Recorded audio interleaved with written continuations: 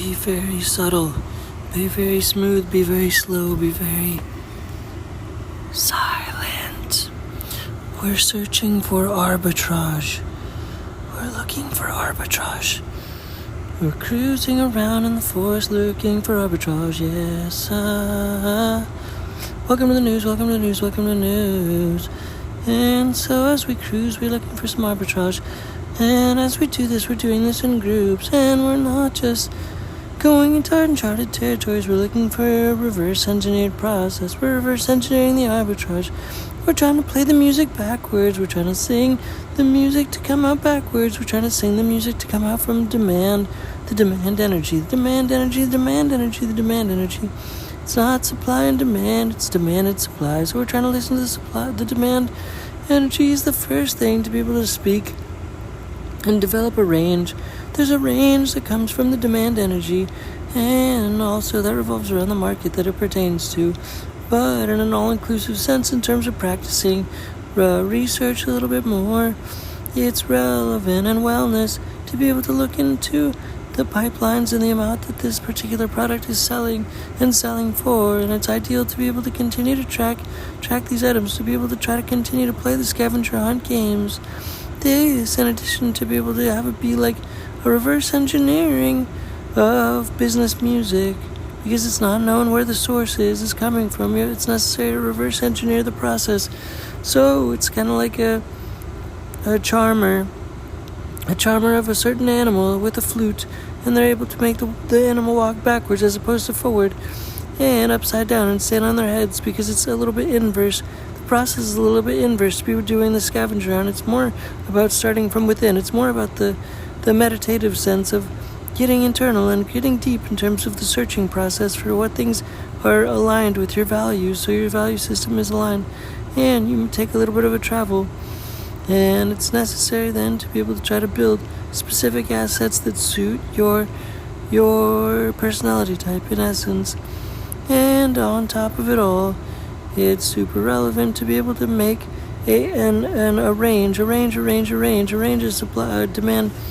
As you search through the demand, you come through the demand, you're also doing it with a friend. You want to always have a friend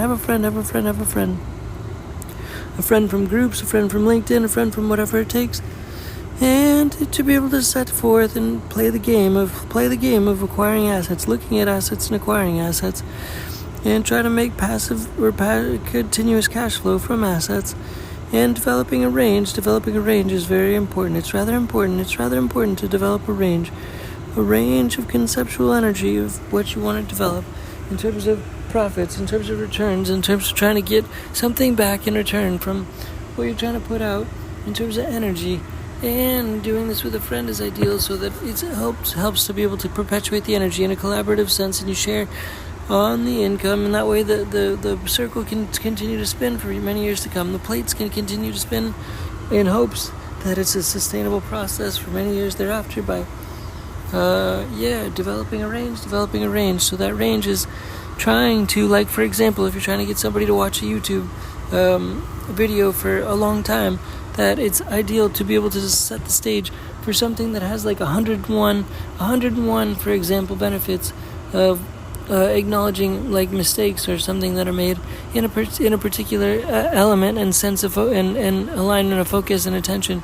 And then on the backside, it's relevant to be able to make the video only like 3 items out of those 101 things, so that those are the things that are wrong out of those 101 things, and let those stand out in a highlight type of a thing, as opposed to people getting prepared to think that they're about to sit through 101 things when they see that ultimately you're reverse engineering the process, and you're just giving them a tidbit, a bite size of all the problems that they could avoid if they're doing e-commerce. For example, if they're doing e-commerce and you want to try to show them the pitfalls, that you just make a top 3 pitfalls, even though you could speak through them quickly, that ultimately having those top 3 tips full are ways to reverse engineer, trying to find arbitrage, because it's a matter of developing a range in terms of a partnership for demand that has to do with a specific opportunity or venture in a specific direction and niche.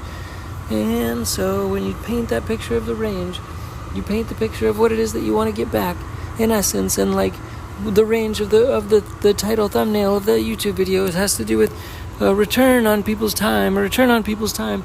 When they watch the video, they think they're going to maybe have to sit through 101 things, and it's their time. They want a time value situation. Same with assets. If you're going into an asset, you want to be able to develop a time return situation. You want to be able to develop a certain return in terms of your time that you put into it, and a certain value and a certain velocity and such things. So in a similar fashion, if you develop a certain and you reverse engineer the process through the thumbnail and the thumb title and the title of the video, and you talk about 101 things that are mistakes that are being made, and then you only talk about 3 things that are mistakes that are in the video, then people's time is valued. They get more value for their time, more time value in the process of watching the video, and they also develop retention. They have retention, which is another asset in terms of media, in terms of getting media assets in return from that cost of video, that documentation of video. And that retention becomes something which can cause something that can translate into monetary energy from media making. So that's a part of how this is aligned from developing tracking of a whole brand, an overall brand, to be able to develop pipelines of arbitrage from tracking demand, and also doing it with groups, Facebook groups, LinkedIn groups, so that somebody's able to go in on that venture with you, and you have somebody keeping you accountable to keep that one alive. Keep it alive, and no matter what, there can at least be a delegate to delegate continuous tasks within that circle if it's necessary, to be able to keep that circle continuously spinning, and hopefully starting with it in mind with the range, just like the video example of just having 3 out of 101 items, so the audience feels rewarded when they just get such value for just 3 items as opposed to 101, even though they got into the situation thinking about 101 items that they were going to have to sit through with their time, and they were willing to do it. But then you came through with the value of just developing 3 items, and you gave them just as much value with their time, and you shortened up their time so that their time wasn't needed to be invested as much, so they got a return on time, they got a return on their energy in terms of chiming into that video. And so therefore you also provide extra value, value points, bonus value points. And it's similar to like investing, because you want to develop a range. You want to develop a range of your target, not zero, obviously not zero, but something above zero, and then something way above zero, above the top side of the top side of the target. And you're trying to do that in a searching sense, in a hunting sense, in an ongoing hunting sense, hunting, chasing the ball of arbitrage, looking for arbitrage. By having that range allows for a conceptual arbitrage, like such a significant delta in range from like 2% to 107%. For example, that range where you only even just need just 2% necessarily, and so everything above 2% is just a bonus, but it could go up to 73% necessarily in terms of just focus, temporary short-term focus, but being able to develop that into an asset mindset focus. But it's also reverse engineering the process, because you're able to just try to step into a trade that is, and also in terms of developing assets like a scavenger hunt with people, like a scavenger hunt, because you're looking for certain energy where you can paint that delta, and you can project that picture to where it's a 2% up to 107% value of a potential return. And so anything that conceivably would make that more likelihood for that 2%, if that range is potential and possible to get to that 107%, that range is potential, it has that potential to reverse engineer and charm that energy, doodly-dee-dee-dee, like charming an animal, so that it's able to hopefully dance with a respective interest to be able to get within that 2% range. If your goal is just to get within a little something profit, but you see the potential upside, and you're looking for that energy, that asset energy, that's like arbitrage energy in essence, where you're looking for something where the delta is so significant, where there's 100 base points going from 2% up to 107%. So it's like 105 points in between that have the potential to be able to be filled out and realized in essence, in conceptual sense, to where it's hopefully like that demand energy on the front end is significant to be able to draw it potentially conceptually up to 107%. But potentially and conceptually that it's just only 2%, and that therefore is like arbitrage in essence, because if that energy is the conceptual potential energy to be able to make it all the way up to 107%, it's like that conceptual potential energy similar to that example, like the YouTube video where you've got 101 mistakes that are being made, but you just come out with 3. And then in the reverse sense, it's like reverse engineering that example, for example, because that 3 of mistakes that are very valuable, it saves people's time and energy, and also it's acknowledging people's time and energy as assets in this particular podcast. In this instance, in this particular podcast, I'm super tired, by the way. I have no idea what's going on. I'm not even sure I'm awake. Pretty sure I'm not even awake during this podcast, so we're just going to try to leave it at that, more or less, because we want that value of arbitrage hunting to be able to ring true and stay true, so that hopefully people are able to follow in this and follow the footsteps to be able to create massive delta. So it's not quite like arbitrage, but it's hopefully similar to arbitrage by creating massive delta in terms of demand energy. Demand energy is so significant that hitting 2% is just like as easy as calling out 3 mistakes out of 101 mistakes in terms of a video, in terms of having 101 mistakes to choose from, but you're just giving an audience a little bit of value, enough value to be able to slide by, but they could have gone through and they were ready to listen to 101 mistakes. So it's just kind of translating also the essence of monetary energy into time and human energy, and then just kind of transposing those 2 examples, but also trying to transpose those examples to be able to transpose the same concept and same example and same potential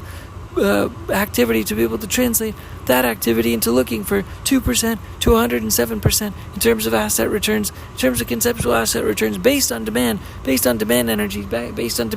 Energies in the demand sense is so significant that if you put a little bit of a similar pipeline, a similar product, a similar synthetic thing such as water, like if water is the product that's popular, water is always popular, but something niche as water, like for example, so people need to always drink it.